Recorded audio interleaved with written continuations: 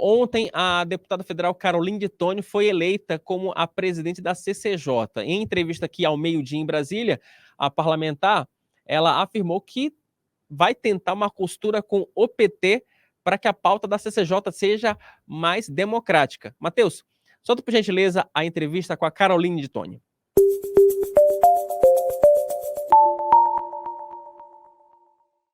Como eu falei no início do programa, eu estou aqui com a deputada Caroline de Toni, deputada do PL de Santa Catarina, que ela vai ser a presidente, ela é, na verdade, a presidente da CCJ, nova presidente da Comissão de Constituição e Justiça da Câmara. Deputada, muito obrigada pela atenção e seja bem-vinda ao Meio-Dia em Brasília. Muito obrigada e já desejo um excelente dia a todos. Deputada, deixa eu começar basicamente falando sobre... Vamos olhar para frente. O PT, no primeiro momento, teve uma certa gritaria, uma oposição ao seu nome, mas a senhora já fez várias sinalizações de que vai ter uma pauta moderada na CCJ. Vamos olhar para frente. O que a senhora está pensando nesse primeiro momento? Quais são os projetos prioritários? Qual é o caminho que a senhora tende a tomar agora, a partir já dessa terça-feira, no comando da CCJ?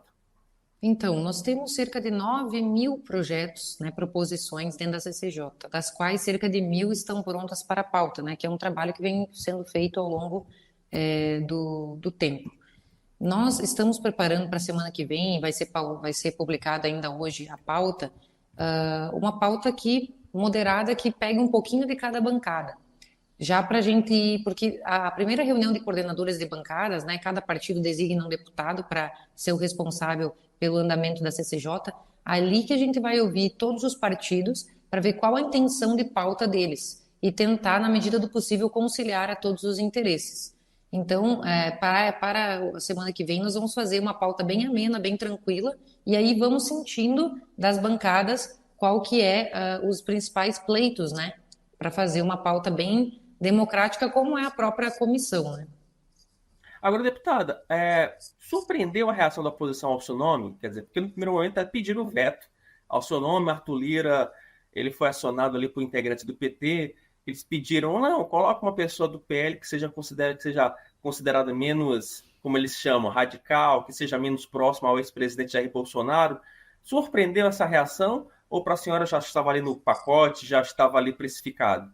Olha, a gente não entende esse tipo de reação, primeiro, porque sendo a maior bancada da Câmara Federal, com 96 deputados, nós temos o direito regimental de ter a primeira pedida de comissões.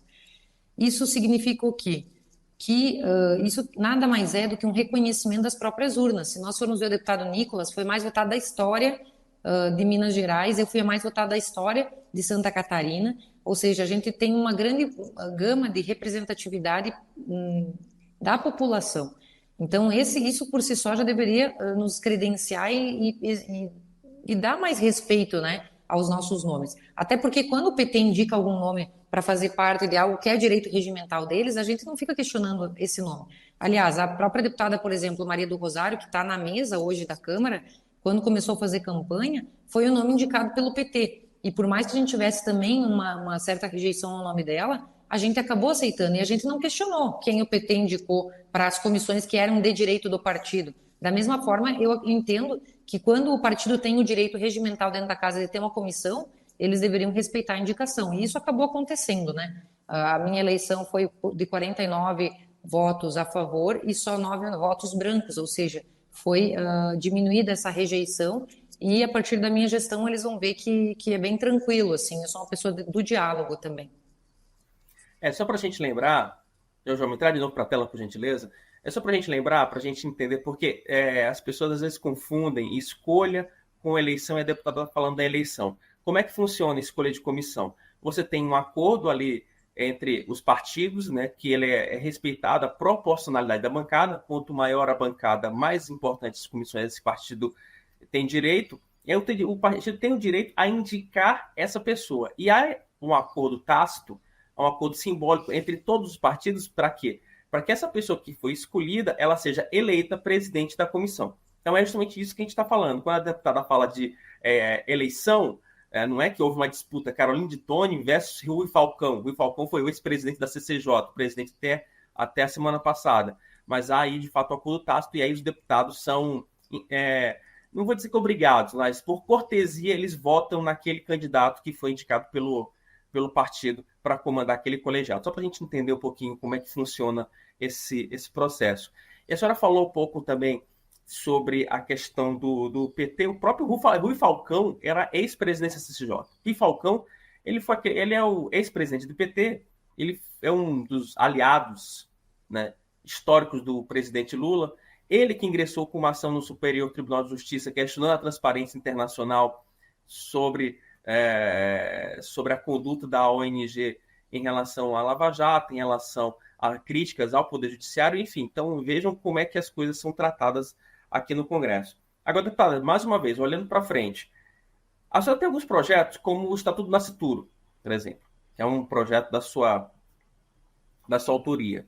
E há um clamor por parlamentares da oposição ao governo Lula para que a CCJ dê encaminhamento para vários projetos que incomodam o governo federal e até o Poder Judiciário, como, por exemplo, aquela proposta que limita o mandato de ministro, que limita as decisões monocráticas de ministro do Supremo Tribunal Federal.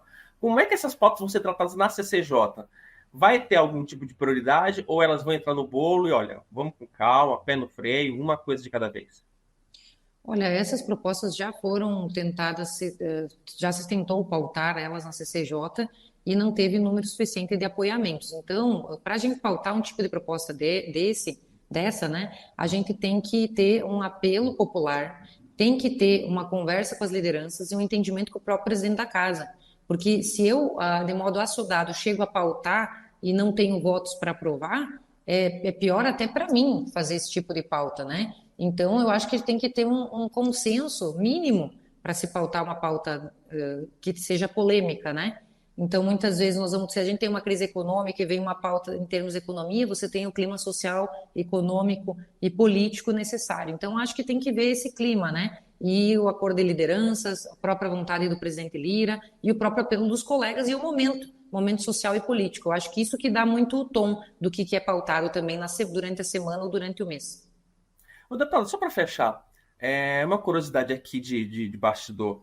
A senhora conversou com Lira, conversou com integrantes do PT depois que a senhora foi eleita presidente da comissão para falar, olha, eu não sou esse personagem que vocês me pintaram, não. Eu estou querendo fazer alguma coisa centrada, coerente, sem assodamento. A senhora conversou com essa... Olha, antes da eleição, eu conversei com o líder do PT, e depois da eleição, como a eleição terminou mais de 9 da noite, e daí já tive que dar uma série de entrevistas e fui para o gabinete já para entrar, tomar pé da situação de como estava a comissão, não deu tempo de eu conversar com ninguém. E ontem eu já voltei para o Estado, então ainda não consegui conversar com ninguém, mas antes a gente já tinha feito essas conversas prévias nesse tom que foi falado aí, de que a gente está aberto ao diálogo, né, para fazer uma pauta que atenda um pouco de cada bancada, porque esse é o espírito da CCJ, né?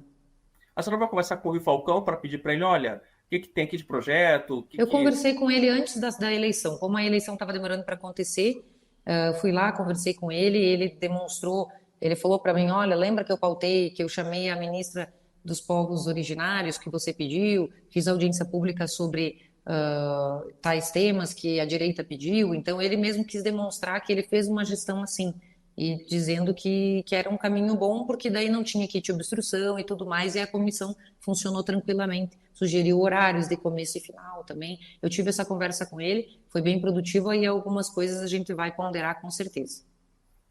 Vejam como é que a política funciona, né? Quer dizer, não é sempre enfrentamento, embate entre a oposição e base, né? Pelo menos se busca um acordo em algumas situações, ainda mais numa comissão como a CCJ, que é uma comissão... porque é uma posição institucional, né? E a gente quer que funcione a casa, né? Por isso a gente tem que estar aberto a ouvir as pessoas, com certeza, os colegas, né? Tá certo.